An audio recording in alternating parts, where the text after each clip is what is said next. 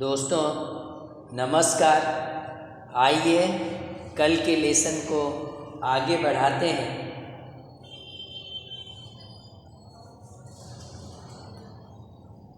संयुक्त राष्ट्र के खाद्य और कृषि संगठन FAO के अनुसार 1947 से मछली का उत्पादन 10 गुना से अधिक हो गया है और 1990 और 2010 के बीच ये आंकड़ा दोगुना हो चुका है। भारत में 8,129 किलोमीटर यानी 5,051 मील लगभग समुद्रीय तट रेखा और 3,827 मछली पकड़ने के गांव और 1,914 पारंपरिक मछली अवतरण केंद्र हैं। फिर से एक बार इन आंकड़ों पर नज़र दौड़ा लेते हैं। संयुक्त राष्ट्र के खाद्य और कृषि संगठन FAO के अनुसार 1947 से मछली उत्पादन 10 गुना से अधिक हो चुका है और 1990 तथा 2010 के बीच ये दोगुना हो गया है। भारत में 8,129 किलोमीटर जो लगभग 5,051 मील के आसपास की दूरी होती है वो समुद्री तट रेखा यानी हमारी समुद्री तट रेखा 8,129 किलोमीटर तक है। 3,887 मछली पकड़ने के गाँव में गाँव हैं जहाँ मछलियाँ पकड़ी जाती हैं और 1,914 पारंपरिक मछली अवतरण केंद्र हैं। हमारे भोजन में मछली प्रोटीन का एक समृद्ध स्रोत है। आप जानते हैं कि प्रोटीन जो है वो शरीर की बनावट में उसका महत्वपूर्ण योगदान है। जो हमारी बॉडी में सेल्स बनते हैं, जो अंग बनते हैं, उनमें प्रोटीन महत्वपूर्ण रोल अदा करता है। जिन स्त्रियों में, गर्भवती स्त्रियों में अगर प्रोटीन की कमी हो जाए तो गर्भ में पल रहे बच्चों के अंगों को नुकसान हो सकता है। कई बार ऐसा हो जाता है कि उनके अंग बनते नहीं हैं। कई बार अगर बने हों तो उसमें कुछ गड़बड़ी आ जाती है। इसलिए हम समझते हैं और आप भी समझ सकते हैं कि प्रोटीन हमारे लिए कितना महत्वपूर्ण है। और यहाँ पे समझने योग्य बात है कि मछली प्रोटीन का एक समृद्ध स्रोत है। मछली उत्पादन में पंखयुक्त मछलियाँ, कवचीय मछलियाँ जैसे प्राण तथा मोलस्क शामिल हैं। मोलस्क के अंदर पाइला का भी समावेश होता है जिसे आप घोंगा कहते हैं, लेकिन यहाँ पे हम बात मछलियों की कर रहे हैं। मछलियों के उत्पादन में प्राण और मोलस्क सम्मिलित हैं। मछली प्राप्त करने की हमारे देश में या कहीं भी दो विधियाँ हैं। पहली विधि है एक नेचुरल रिसोर्स है यानी प्राकृतिक तरीके से जिसे हम मछली पकड़ना कहते हैं। दूसरा स्रोत मछली पालन या मछली संवर्धन है। पहला स्रोत है जैसे हम कहीं भी जाके मछली पकड़ने लगते हैं, जिसको मछली मारते हैं कहीं भी तालाब में, झील में, नदियों में। और दूसरा है कि हम तालाब बनवाकर कृत्रिम रूप से मछली का संवर्धन करें, उन्हें पालन करें। ये दो तरीके से ही हमें मछलियाँ मिलती हैं। मछलियों के जल स्रोत जो हैं वो समुद्री जल में मछलियाँ मिलती हैं और हम जानते हैं कि समुद्री जल में सोडियम लवण और विविध प्रकार के लवण घुले होते हैं, इसलिए सॉल्ट वाटर कहा जाता है, लवणीय जल कहा जाता है समुद्र को।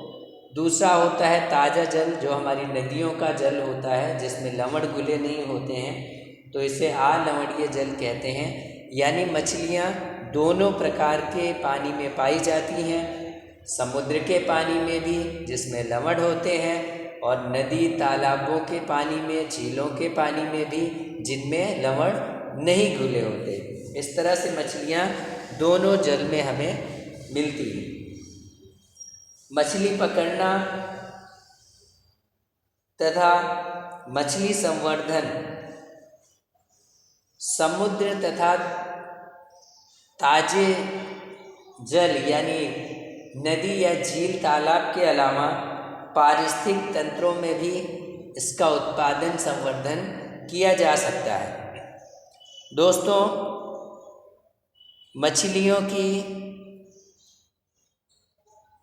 मछलियाँ मुख्यतया दो प्रकार की हैं। दो प्रकार के पर्यावरण में ये पलती हैं। आइए देखते हैं ये कौन कौन सी हैं। सबसे पहले हैं समुद्री मत्स्यिकी, यानी ऐसी मछलियाँ जो समुद्र के अंदर पाई जाती हैं। समुद्र मछलियों के मुख्य स्रोतों में से एक है। भारत का समुद्री मछली संसाधन क्षेत्र 7500 किलोमीटर यानी 7500 किलोमीटर समुद्री तट है, और इसके अतिरिक्त समुद्री गहराई तक है। यानी भारत का समुद्री मछली संसाधन का जो क्षेत्र है वो 7500 किलोमीटर का है और समुद्र की गहराई तक है।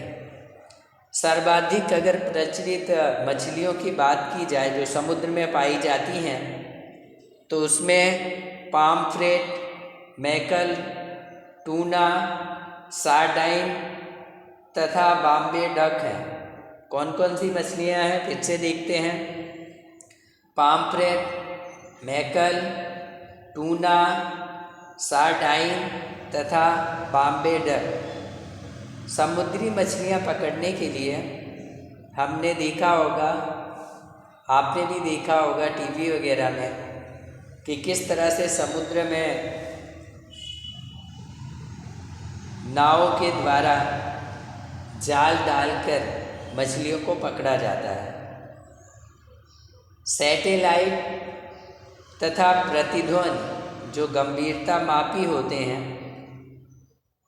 उनके द्वारा समुद्र की मछलियों में बड़े समूहों का पता लगाया जा सकता है। यानी आज तो हमारे पास सुविधाएं उपलब्ध हैं, हम सैटेलाइट के माध्यम से ये जान सकते हैं, और प्रतिध्वनि गंभीरता मापी से हम ये जान सकते हैं किस क्षेत्र में मछलियाँ ज़्यादा हैं। ये पता लगा के वहाँ पर मछलियों को आसानी से पकड़ा जा सकता है।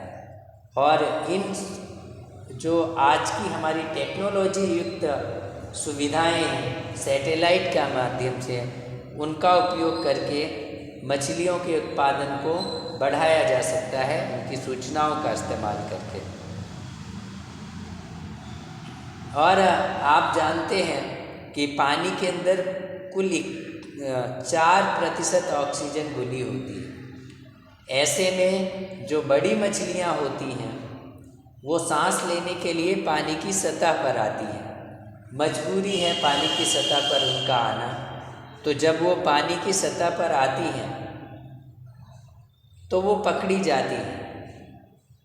मछलियों के पकड़े जाने का एक कारण ये भी है, जो बड़ी मछलियाँ हैं जिन्हें सांस लेने की ज़्यादा ऑक्सीजन की ज़रूरत होती है, वो पानी की सतह पर आकर अपने मुंह को ऊपर की तरफ निकाल कर सांस लेती हैं। इसीलिए उन्हें बार बार सतह की पर आने की ज़रूरत होती है, इसीलिए वो जल्दी से पकड़ी जाती है। अन्यथा मछलियों को पकड़ना इतना आसान नहीं है। कुछ आर्थिक महत्व वाली समुद्री मछलियों को हम देख लेते हैं। समुद्री जल में इनका संवर्धन भी किया जा सकता है। जैसे इनमें प्रमुख हैं मुलेट, भेटकी, पल स्पॉट। ये सब आर्थिक दृष्टि से ज़्यादा महत्वपूर्ण है। कवचीय मछलियाँ जैसे झींगा, मसल, आस्टर एवं साथ ही समुद्र की खरपतवार। आस्टर का संवर्धन जो है वो मोतियों को प्राप्त करने के लिए किया जाता है। इस तरह से विद्यार्थी मित्रों, हम देख रहे हैं कि समुद्र की जो मछलियाँ होती हैं वो कौन कौन सी हैं और उनमें आर्थिक महत्व वाली कौन सी हैं। आर्थिक महत्व का मतलब जो हमें जिनसे हमें पैसे ज़्यादा मात्रा में मिल सकते हैं। इसमें आज तक जो है उसका संवर्धन मोती प्राप्त करने के लिए किया जाता है।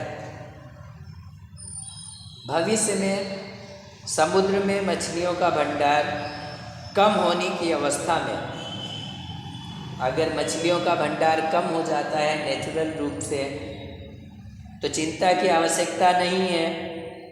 इन मछलियों की पूर्ति संवर्धन के द्वारा हो सकती है। इस प्रणाली को समुद्री संवर्धन या मेरीकल्चर भी कहा जाता है। क्या कहते हैं? मेरीकल्चर। मेरीकल्चर द्वारा मछलियों की आपूर्ति की जा सकेगी, उनका उत्पादन बढ़ाया जा सकेगा। अब दूसरा देखते हैं अंतःस्थली मत्स्य की, यानी ऐसी मछलियाँ जो समुद्र के अलावा दूसरे जगहों पर पाई जाती हैं। ताजे जल के स्रोत। दोस्तों, यहाँ पे एक बात समझने की ज़रूरत है कि समुद्र का पानी लवणीय होता है, साल्ट वाटर होता है, और जो दूसरा नाले, तालाब, पोखर और नदियाँ जो हैं, इनका जो पानी होता है वो पानी लवण युक्त नहीं होता है, उसमें लवण नहीं पाए जाते, यानी ये पानी समुद्र से अलग होता है। तो यहाँ जो मछलियाँ पाई जाती हैं वो अलग नेचर की होती हैं। खारे जल के संसाधन, जहाँ समुद्री जल और ताजे जल मिश्रित होते हैं। कई जगहें ऐसी भी हैं जहाँ पे ताजे और समुद्री जल दोनों मिक्स हो जाते हैं। ऐसे जगहों पर नदी मुख, एस्चुरी तथा लेगून भी महत्वपूर्ण मत्स्य भंडारण है। ऐसी जगहों पर एस्चुरी और लेगून नामक मछलियों की प्रजातियां पाई जाती हैं, जिनका भंडारण किया जा सकता है। जब मछलियों का प्रग्रहण अंतःस्थली वाले स्रोतों पर किया जाता है तो उत्पादन अधिक नहीं होता है। इन स्रोतों से अगर हम उत्पादन करें तो अधिकांश मछली उत्पादन जल संवर्धन द्वारा ही होता है। मछली संवर्धन कभी कभी धान की फसल के साथ भी किया जाता है। अधिक मछली संवर्धन मिश्रित मछली संवर्धन तंत्र से किया जा सकता है। इस प्रक्रिया में हम देसी तथा आयातित प्रकार की मछलियों का प्रयोग कर सकते हैं और किया भी जाता है। ऐसे तंत्र में एक ही तालाब में 5 अथवा 6 मछलियों की प्रजातियों, जिसे अंग्रेजी में स्पीशीज कहा जाता है, का उपयोग हम करते हैं। इनमें ऐसी मछलियों को चुना जाता है जिनमें आहार के लिए कोई प्रतिस्पर्धा ना हो अथवा उनके आहार भिन्न भिन्न हो।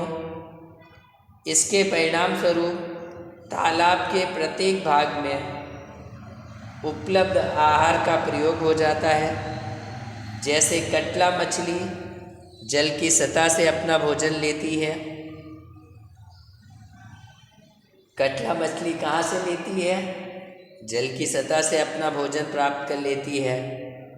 दूसरी मछलियाँ जैसे मृगल तथा कामन कार्प तालाब की तली से अपना भोजन ले लेती हैं। ग्रास कार्प जो होती है वो खरपतवार खाती है। इस प्रकार ये सभी मछलियाँ साथ साथ रहते हुए भी बिना स्पर्धा के भोजन करती हैं। आपस में भोजन के लिए लड़ती नहीं है, कोई टकरावट नहीं हो, टकराते नहीं हैं, क्योंकि ये अलग अलग सतह से भोजन लेती हैं। इसलिए कोई प्रश्न नहीं उठता है इन्हें आपस में लड़ाई झगड़े करने का। और हम जानते हैं ज़्यादातर लड़ाई झगड़े पेट के लिए ही होते हैं। तो इस तरह से ये अलग अलग आहार लेती हैं, इसलिए इनमें भोजन के लिए कोई भी परेशानी नहीं होती है। यही कारण है कि तालाब में जब हम मछली उत्पादन करते हैं तो वहाँ पे मछलियों के उत्पादन में काफ़ी वृद्धि दिखाई देती है। कटला, सिल्वर कार्प, रोहू, ग्रास कार्प, मृगल, कामन कार्प, ये कुछ प्रजातियों के नाम हैं। कौन कौन से? कटला, सिल्वर कार्प, रोहू, ग्रास कार्प, मृगल और कामन कार्प। दोस्तों, विद्यार्थी मित्रों, मिश्रित मछली पालन संवर्धन में एक समस्या आती है कि इसमें कुछ मछलियां जो हैं केवल वर्षा ऋतु में ही अपनी प्रजनन क्रिया करती हैं। यहाँ तक कि यदि मत्स्य यानी मछली डिंभ देसी नस्ल के लिए जाएं तो अन्य जातियों के डिंभों के साथ मिल सकती हैं। अतः मछली संवर्धन के लिए अच्छी गुणवत्ता वाले डिंभों का उपलब्ध ना होना एक बड़ी समस्या है।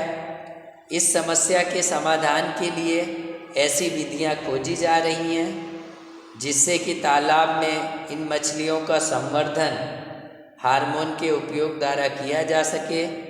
इससे ऐच्छिक मात्रा में शुद्ध मछली के डिंभ प्राप्त होते रहेंगे और आसानी से हम मछलियों का संवर्धन बढ़ा सकेंगे।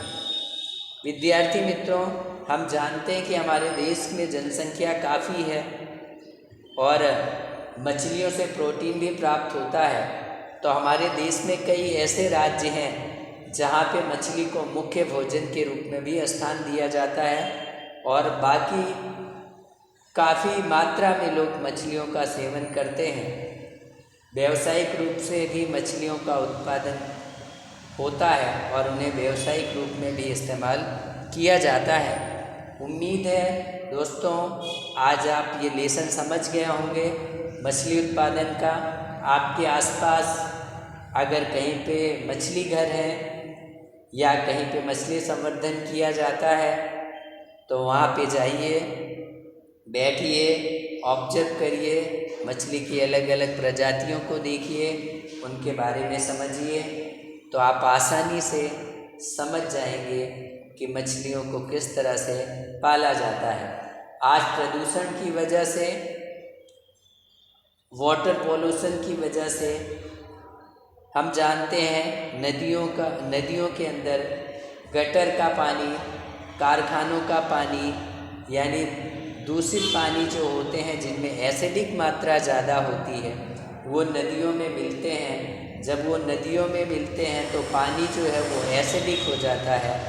5.5 का जो pH मान है उससे भी कम हो जाता है, जिसके कारण से समुद्र में एसिड की मात्रा बढ़ जाती है। समुद्र में भी पॉल्यूशन हो जाता है क्योंकि जहाज़ें वगैरह चलती हैं, लेकिन समुद्र में उतना पॉल्यूशन नहीं होता। सबसे ज़्यादा पॉल्यूशन हमारी नदियों के अंदर होता है, वाटर पॉल्यूशन, जिसके कारण से जो कल कारखानों का पानी नदियों में मिलता है तो हमारी नदियाँ प्रदूषित हो जाती हैं, उनका पानी एसिडिक हो जाता है, जिसके कारण से वो मछलियाँ सर्वाइव नहीं कर पाती और मर जाती हैं। तो हमें अगर मछलियों का अच्छा संवर्धन करना है, अगर हम चाहते हैं कि प्राकृतिक रूप से हमें हमेशा मछलियाँ मिलती रहें, तो हमें अपनी नदियों को, अपने तालाबों को, अपनी झीलों को, अपने पोखरों को और अपने नालों को शुद्ध बनाए रखना होगा। उनके पानी की मात्रा को, उनके जल को हमेशा स्वच्छ बनाए रखना होगा। इसके लिए हमें प्रदूषण कम करना होगा।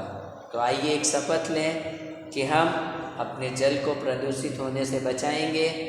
फिर मिलेंगे अगले लेसन में किसी नए वीडियो के साथ। तब तक स्वस्थ रहें, अपना ध्यान रखें। धन्यवाद। Thank you so much.